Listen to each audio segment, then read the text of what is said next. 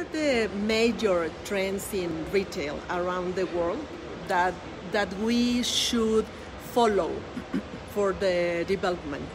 Sure. Well, the big trends in retail, and is the topic of my conversation tonight, is the balance between, or the movement between offline and online retail, and especially in Europe. You know, offline to online retail is extremely volatile, and online sales are gaining in momentum in most parts of Europe. Okay, so what would be the balance between the e-commerce and the retail, the traditional retail? What we should learn about this transition? Well, in the UK, in the last 3 months, online sales as a percentage of offline sales have gone through the 21.5% mark, which is the highest in the world.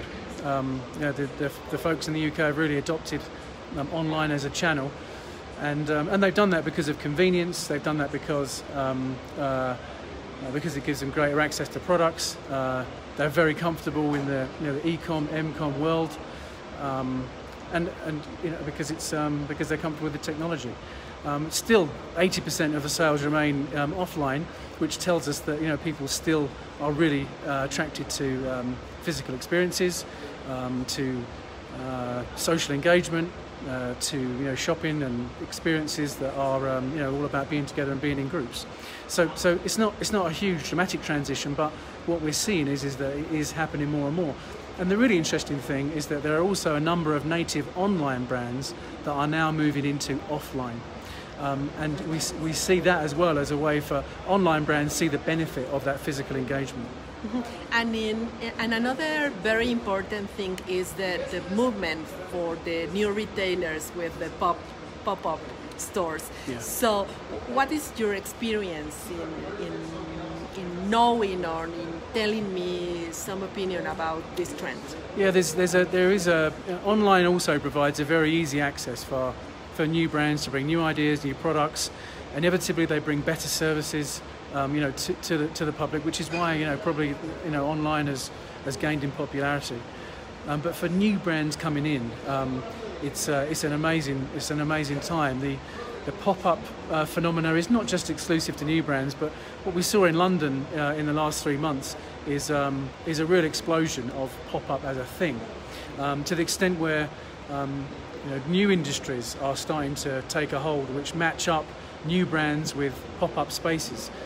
In the Christmas period 2018, there were over 300 spaces in London that were assigned to pop-up brands, which made Pop-up the biggest retailer in London in December 2018, which was, it was nowhere near that in December 2017. So that's really gained some traction. In addition, Pop-up remains, and Pop-up doesn't describe everything, but theatrical activations, are that middle ground between online and offline, and they provide even the most mature brands a way to deliver a different message, a way to deliver, connect with new customers, a way to surprise, a way to delight, a way to, to get into different areas of sort of sensory experiences. So that whole temporary activation is becoming more and more, and that really ties in with online, because online is so immediate, and pop-ups and activations also have that sort of level of immediacy. Okay, and finally, millennials and co-working areas. Yeah. How do they impact the retail industry? Millennials and co-working. How does that affect retail? Well, I think that's probably one of the drivers of online as an industry. I think millennials and co-working speaks to a new culture that's coming through many of our cities around how we're transient, and how we're of the moment in terms of experiences, and collaborative working and co-working spaces as well are real hotbeds for incubation of ideas.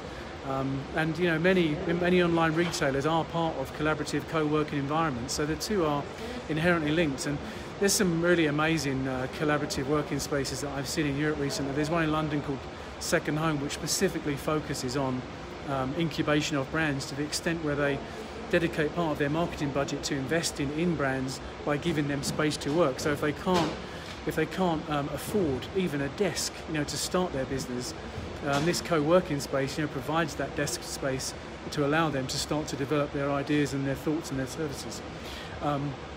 So in answer to your question, collaborative working space and millennials, and I would argue millennials is interesting, but Generation Z, is even more interesting, I think, because they're even more tuned into technology and experiences, and they value those sort of things way more above anything permanent.